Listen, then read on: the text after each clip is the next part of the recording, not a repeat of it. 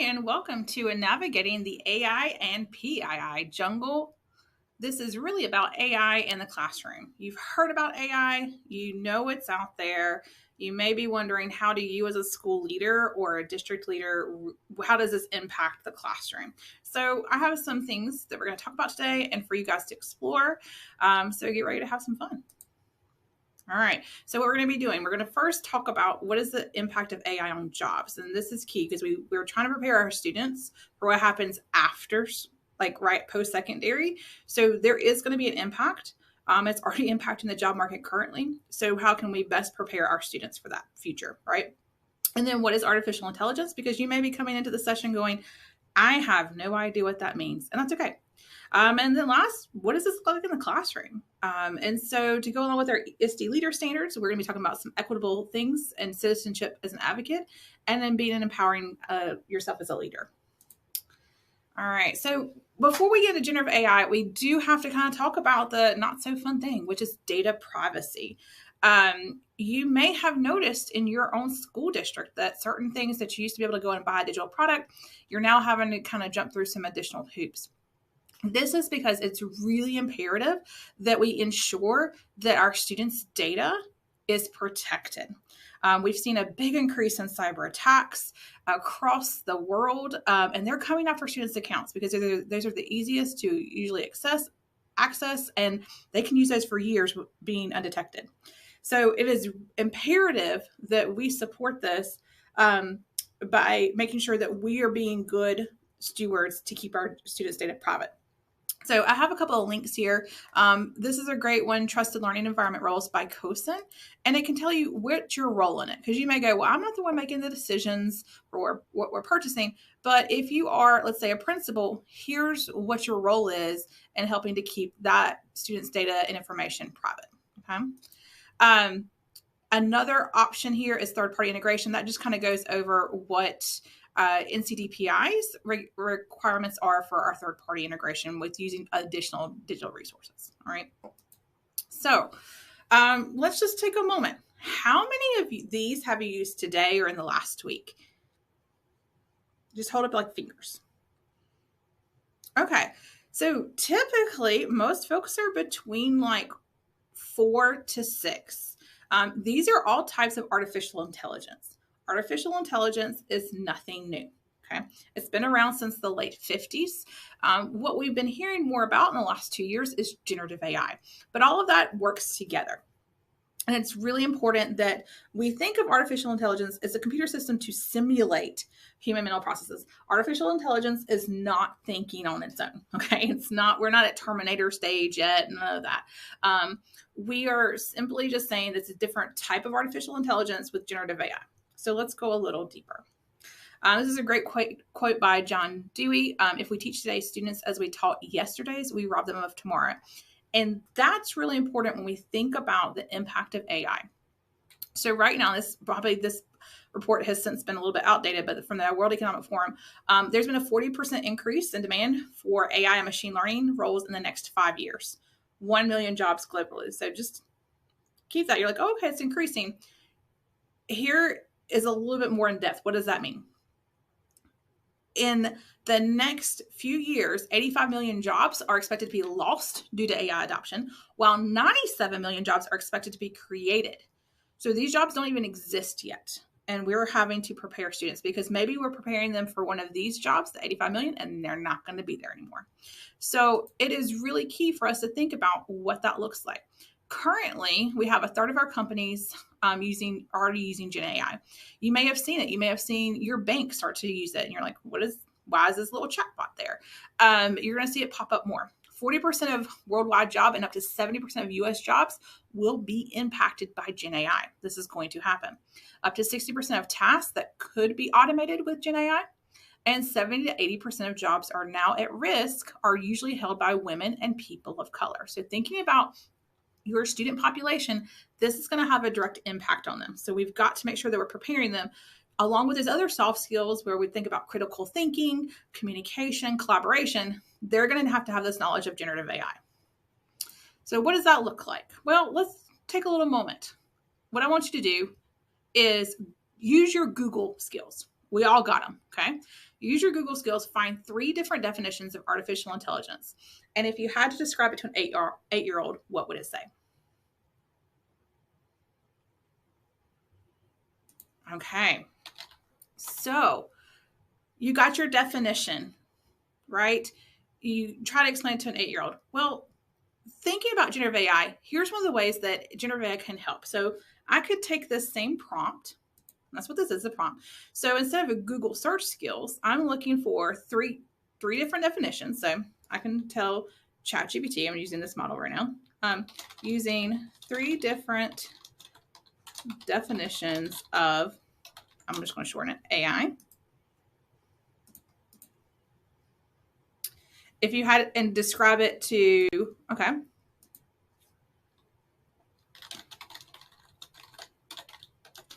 Create a definition for an 8-year-old on what AI is and how it is used.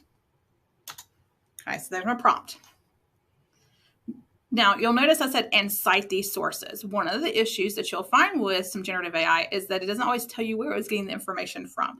So we want to make sure that we encourage students to find out where that sources of information are coming from. So in this case, here's what it said. I gave the prompt. Here's where it pulled from. The dictionary, Britannica, Stanford, those are really trustworthy. I feel good about that. So what is AI? AI or artificial intelligence is like having a really smart robot or computer that can do things people can do, like playing games, answering questions, or even working with homework. It's like giving a computer a brain so it can think and learn on its own. Well, it doesn't quite think on its own. So that's a little bit of a problematic, but I wouldn't know that if I'm just using generative AI and trusting everything it says. How can AI be used in games, in school, at home? And so AI is like a super smart friend that lives inside computers and helps us in lots of fun and helpful ways. Okay. So I still may modify this, but it did that. And it did that in a lot less time than it probably took you. Now, when we think about this, as you saw, there were some inaccuracies. It's really important for us to teach our students and even other adults that it's not always the most accurate information. And you're not going to get the same response. You may put in the exact same prompt that I put into ChatGPT into another model. Maybe it's Claude, and it's going to be something different. So it's not the same as, hey, you could go Google and find the exact same information. It is very different depending on the model that you're using. So how is generative AI different? Really, generative AI is where it takes the information and it synthesizes it. And it synthesizes it in the form of text or images and now even video. So this is a really great graphic to help us understand. So we started with artificial intelligence in like the late 50s, as I said before, to start to think and act like humans. We then kind of went into machine learning. So think of like Excel, right? Like, so that there's different data, we're pulling in with, without human programming, it's kind of pulling in that more information.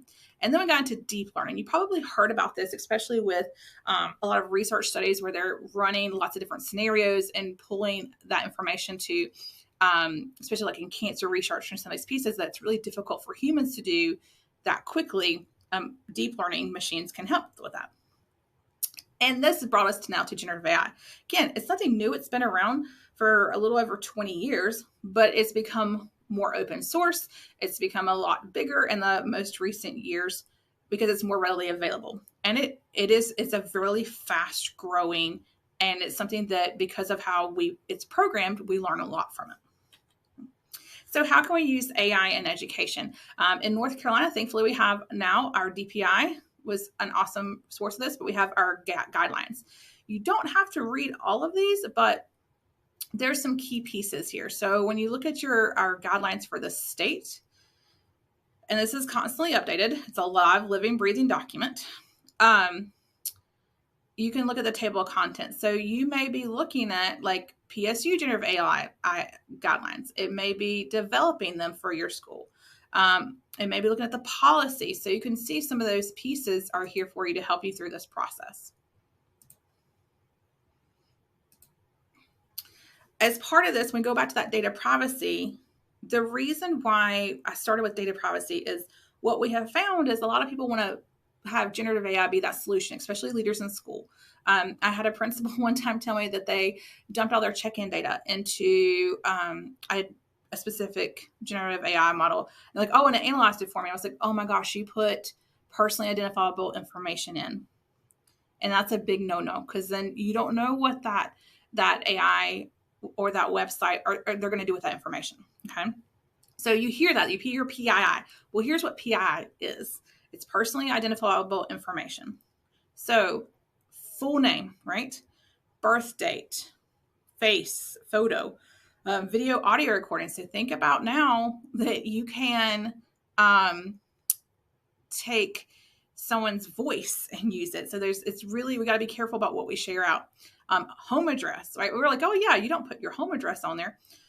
Email address, social security number. We feel good about some of these things, but this is the big one, the school ID number.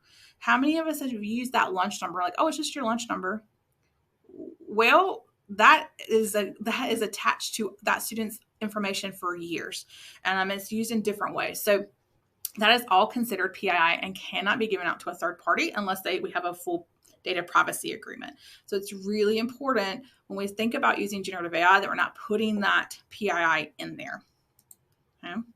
So those are some things that we want to be aware of, but we can use this generative AI in education to help us. So some things that we can do, it can help with lesson planning. It can help with resource creation. It can help create or analyze assessments. Just don't put the PII in there, right? Like you can mock it up and be student 1, 2, 3, 4 instead of actually having their names.